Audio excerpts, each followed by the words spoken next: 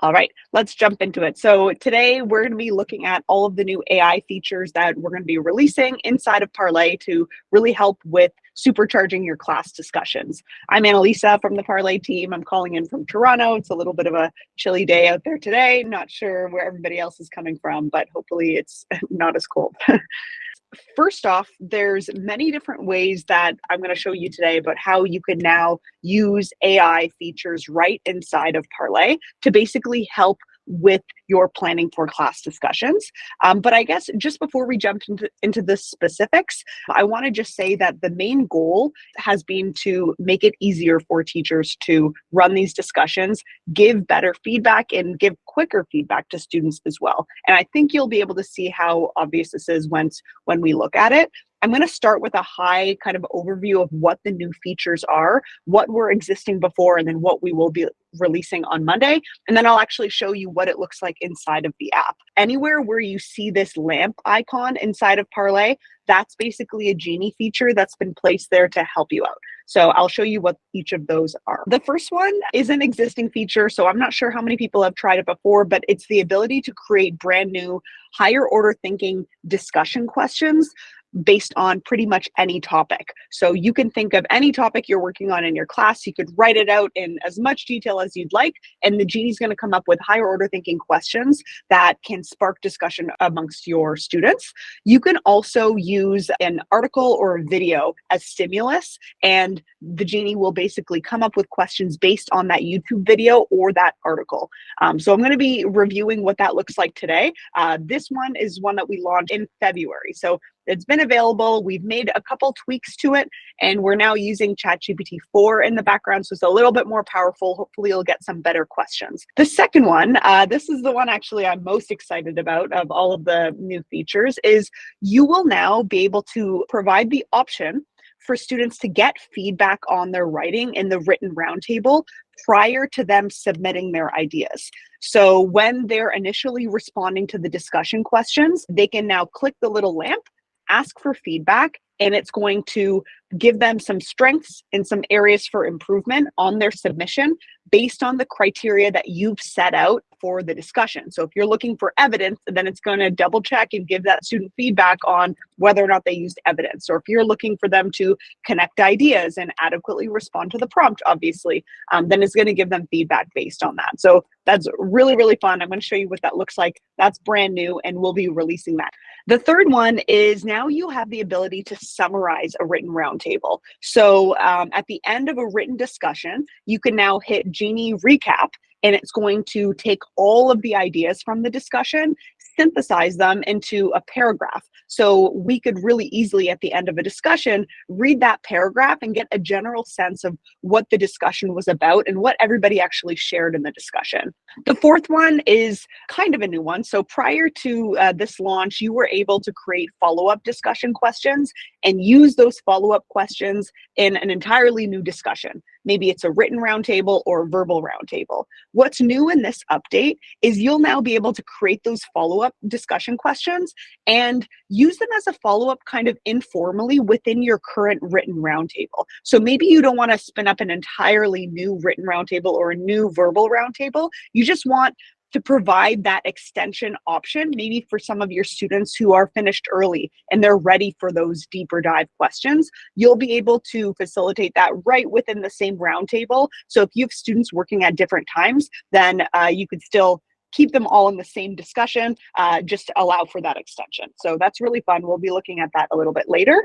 And then the last feature is the ability to assist the teacher with written feedback. So this is kind of similar to the student feedback, but it's going to happen at the end of the discussion. So after the discussion has gone on, after students have shared their initial ideas, and after they've commented on all of their peers' ideas, then when the teacher's going and assessing and giving feedback, you can actually click that lamp icon and you'll be able to review all of their participation against whatever criteria you were looking for. And then it's going to draft out a couple sentences worth of feedback for that student. It's not going to send it to the student right away. The teacher will still be able to make any changes to that feedback and then send it to the student. Again, those were the 4 or 5 features. I'm going to show you each of them here inside of Parlay. So the first one I'm going to show you is more of a review. It's what's available right now if you all log on to your accounts on Parlay. And that's the ability to create a roundtable from scratch based on whatever topic you want. So I click the Parlay Genie here. Once I've clicked new roundtable, I'm going to run a written roundtable here, and I can type in any topic that I want. For example, let's say we want to talk about Veterans Day in America, and I want to use this for the grade 11 and 12 level, and I want 4 questions. I can go and generate the prompt. It's going to come up with some generic questions for my class. Now, that was a pretty generic prompt. There was not a lot of details, so I'm probably going to get some generic questions. If I want something more specific, I would simply outline that in my initial input. So what is the significance of Veterans Day? How does Veterans Day differ from Memorial Day? And in what ways can individuals and communities honor and support veterans? So again, you could make any changes that you want to these questions, and then ultimately you can go and create the roundtable right away. What I'd like to show you as well is not only can you enter your own topic, but you could actually use any piece of media like a YouTube video or an article to use that as stimulus. So let's say we're talking about the American Revolution. We want to take this YouTube video that I'm going to use as stimulus to kind of introduce this idea of tea and taxes and some of the main kind of themes that came up in the American Revolution. I would just paste that link here, choose how many questions that I'd like, and then of course choose my grade level. So let's say we're doing the grade 5 and 6 grade level. I'm going to go and generate the prompt, and it's basically scraping the transcript of that YouTube video, and then it's coming up with questions there. So there we go. What were the main causes? How did the colonists protest against unfair taxation? To what extent was the American Revolution truly revolutionary? And what were some of the key ideas? So I don't love these questions. I might just click refresh and get 4 new questions. So let's see. There we go. So slightly different questions. I might change some of them up a little bit, or I might tweak them, and then I would go and I would send them out to students. So I'm going to create the roundtable, and now I can invite students. So that's that first feature I was telling you about. Now the second one, the one that I said I was most excited about, is the option to turn on Genie feedback. So what you would do is come into your settings and turn on Genie feedback, slide that toggle on, and then choose whatever assessment criteria you will be looking for in this discussion. Let's say for this kind of initial discussion on the American Revolution, I'm looking for students connecting ideas, and I want them to be using evidence in the discussion. So we'll just look for these kind of key 2 criteria. These 5 that you see here are the Parlay default criteria, but of course you could always add your own criteria here by just listing the name of the criteria and the description. So what are you actually looking for? And then when the Genie goes and gives feedback, it's going to give feedback based on this criteria. So that's really cool. So of course I'm going to save these settings, and now I'm going to go and invite my students to join this discussion. So I'm going to open up a student account so we can show you what it looks like. So I'm going to log into this discussion. Here I see this video. Maybe we're watching it as a class, or maybe I'm watching it individually for homework. And then I have my 3 questions, and I'm going to start writing my response. All right, so I'm writing my response, and I'm answering all of those questions. And before I, as a student, am ready to submit, I can go and now hit that Genie feedback button. And what it's going to do is start generating some written feedback to give to me of how I can change my response before I actually submit it for my peers to see and comment on.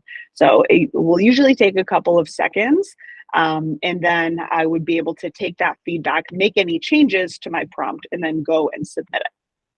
There we go. All right, so if I click Genie feedback, I could see I have some strengths, a few points on strengths, a few points on areas for improvement, and then I also have kind of a summary of the feedback. So in terms of area of improvement, it's saying, remember to use concrete evidence or quotes. So again, we saw that that was an initial criteria, so it caught me on that. And then I should work on building in the connections deliberately and explicitly, and relating it to the specific texts or authors studied or that we're looking at. In this case, I was kind of rambling about responses, but I wasn't actually looking at the discussion question. So maybe I can go and make this a little clearer. And then once I'm ready, I can go and submit my idea, and now everybody can see it. Now, from the teacher perspective here, now that the student has submitted their idea, I can see their response, but I can also go in and see what feedback the Genie gave to this student prior to them submitting. So you can get an idea of what feedback the student has already received and perhaps incorporated. So when I click that, I can see, okay, this was the feedback that the Genie gave. This is what they published. And then if they had a different version, let's say they edited their idea, you would be able to see how they actually edited their idea in response to that feedback from the Genie. So you could see the original response and then what, of course, they decided to submit to the class. Now, let's say the discussion is happening, the student is going in, they're leaving comments on their peers' ideas. I, as a teacher, of course, can go and comment within the discussion thread and take part in this discussion. But when I'm ready to give feedback to the student, I can go and give my criteria. I could see that they connected ideas. Maybe they demonstrated use of evidence twice here. So maybe I'd give them 2 points, whether it's a tally or a rubric.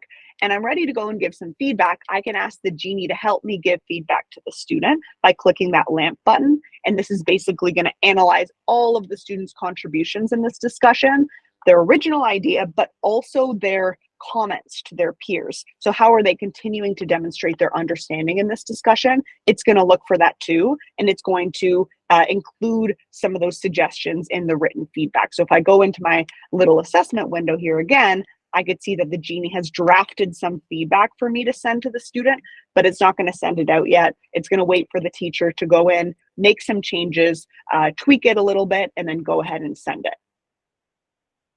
So again, this is the way that the Parlay Genie is basically analyzing the students' contributions and comparing it to the criteria that you have set, and then it's giving some written feedback in that process, and I can go and send it to that student. All right, so we just looked at three of the new features that I just mentioned. So we looked at creating a new roundtable and higher order thinking questions from scratch. We looked at the student getting initial feedback based on the criteria that the teacher has set. And we looked at the teacher giving feedback to all of the students' responses and participation in the discussion. Next, I'm going to actually just toggle over into a discussion that's kind of already finished to show you the last 2 features that we will be releasing next week. So the first one is, or the fourth one rather, is the Genie Recap. So this is where I can click that Generate Recap button, and it's going to analyze all of the ideas in this discussion. So all 14 responses and the feedback in this conversation, and it's going to generate a summary of what everybody said in this discussion. So there we go. So we have a little paragraph here that's basically summarizing the main ideas of the submissions, the key themes, and some of the ideas that might be actually different. So some of the ideas that might be a little divergent, it's probably going to mention those as well. So you could imagine this could be helpful for a few different reasons. The ones off the top of my head are you might use this to sum up the discussion before we finish off for the day. Or maybe if I have some students who are away from this discussion, they maybe they were absent, I can have them go and simply review what happened in this discussion by looking at this feedback. I might also use this as a way to recall prior knowledge in tomorrow's class. Hey, what was our discussion about yesterday? Let's pull up the recap and get a summary of some of the ideas we were talking about. So this is a way that you can just quickly kind of reflect on some of the ideas and some of the dialogue that was happening. Of course, you can leave comments on this as well. And you as the teacher, you can edit the recap. So if you want to add in a couple little ideas, maybe even some ideas like, you know, Michelangelo and Maya Angelou, they actually had some really good back and forth conversation. I can add that to the bottom, and I can actually bring certain students and their ideas and the way that they were interacting. I could bring that in here as well, or I can dial it back to some of the key themes that I want to cover in the class, and I can use that summary here. And now the last feature that I wanted to show you is the ability to follow up now on this written discussion. So prior to this release, you were able to generate follow-up questions for a subsequent written roundtable or a subsequent verbal roundtable. So in other words, you were able to generate follow-up questions for a whole new activity that you either run in the same class or you could run maybe later on in the week or next week. But with this update, you'll be able to actually put these questions into the current roundtable as kind of like an extension discussion that's happening within this conversation. So it's already generated these 5 follow-up questions based on what our discussion is already about, based on what students already said. And I can now use these as extension within this roundtable. So my questions that it came up with are, what does the green light symbolize in The Great Gatsby? How does the green light reflect the theme of unattainable dreams? What is the significance of the green light in relation to the American dream? How does the green light add depth to the novel's themes of love and desire? And how does green light highlight the corrupt and materialistic nature of the American dream? So maybe I don't love all of those questions. I could, of course, edit those before running another written or verbal roundtable, or I could actually throw them right in there to the current roundtable, and I can provide the opportunity for students to comment on these follow-up questions and respond right in this same activity. So maybe you have a group of students that are still writing their ideas. Maybe they're taking some time to still go through and put together their initial ideas and comment on others. But you have other students who have kind of whipped through, they're already done what's expected of them, and they're ready for these deeper dive extension questions. You can now redirect them to come to the Genie Recap at the top of the page and leave their comments on some of these follow-up questions below. So a good way that you could differentiate and really ensure students are challenged and kind of on task, but also diving deeper into the conversation and continuing these thoughts.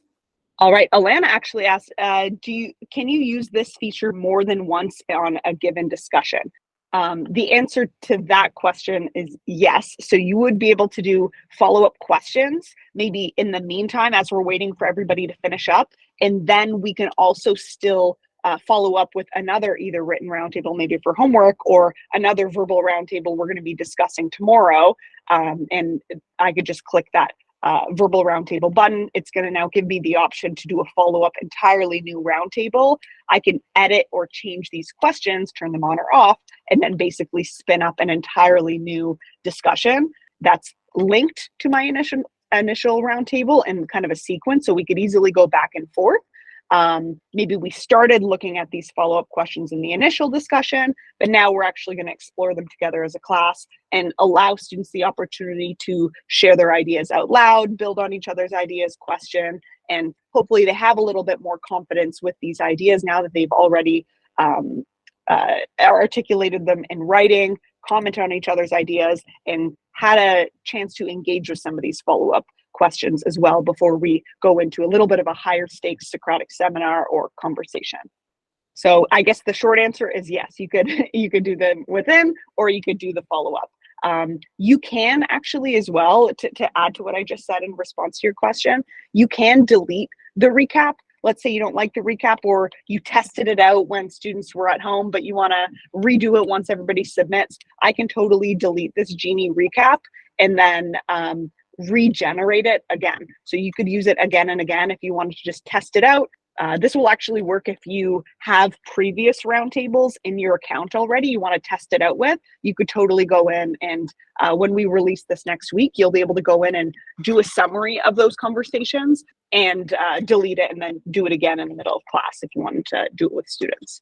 All right. I kind of just wanted to bring it back and go more into like a theoretical understanding of what these new features are and how this changes the process if you want it to while you're working inside of Parlay. So just as a recap, previous to using these AI features, this is what the process looked like between the teacher and the students when you're coming up with written roundtables. So first, the teacher's creating discussion questions. They're sending them out to students. Students are writing their personal submissions. Then they're submitting them for their classmates to comment on those ideas, get some feedback, have some of that deeper dialogue in a written format. The teacher, of course, can participate in that conversation, and then you can send it, and then basically the teacher is assessing and giving feedback. So that's what the process was before. But now with the Parlay Genie, you now have the option to have the Genie intervene and simplify that process and do a little bit of that time-intensive work and really help the teacher. Of course, you do not need to use any of these AI features. They're completely voluntary. You as the teacher go and click the lamp or you turn it on for your students and you could use it. But of course, no one's forcing you to do it. You could still all run this process by yourself if you'd like. So this is how the process changes. So first, of course, teacher is going to choose the content or topic for the discussion. Maybe you have that article, maybe you have that YouTube video that you know that you want to discuss. Maybe you just have a loose idea of what the topic is. You're inputting that into the Genie, and the Genie's creating discussion questions. It's going to do that initial heavy lifting for you to generate those higher order thinking questions. And then you as a teacher will always be able to edit those questions before students see them. So you can make any changes, any tweaks in terms of language, or even just the framing of the question. You can change that. And then we send it out to students. Students are writing their first draft of their submission. And then they can, at that point, before they submit, see the Genie option to get some formative feedback as they're writing their idea. So they can make any tweaks that they'd like. And of course, you as the teacher will always see that feedback that the Genie has given them. And then the student goes and updates that submission, and maybe they share, and then they would go and share it out to the class. And students are now commenting on each other's ideas, building on, challenging, questioning each other's ideas. Obviously, the teacher can still participate in this process. And then we can use the Genie to write the recap and generate those follow-up questions. Again, the teacher will be able to edit those questions and edit that recap. And then the students are answering follow-up questions, and of course the teacher can participate in that follow-up activity as well. And then all the way at the end, the teacher is assessing and giving feedback based on the entire student's contributions, and the Genie will be able to assist with that feedback as well. So the Genie is now intervening at every step in the process to kind of help make each of these processes simpler and less time consuming. So it's a lot easier for us to generate insights, generate questions, and really push the conversation along into more depth, really. If anybody would like to set up PD sessions at their school, I know sometimes there's lots of PD time coming up with Thanksgiving and around Thanksgiving. If there are PD opportunities and there's time, we would love to be a part of it. So if you have any slots of time, we're happy to do a kind of like an update on all of these new Parlay features, even run some sample discussions as well. So if you would like to use Parlay in a context where you're already going to be discussing some professional development goals, we can run some short discussions, or we could do kind of like a PD session where we're showing what's new and all that. So again, thanks everyone for joining. I'm going to be sharing out the recording of this webinar later on so that you can share it out with your colleagues as well.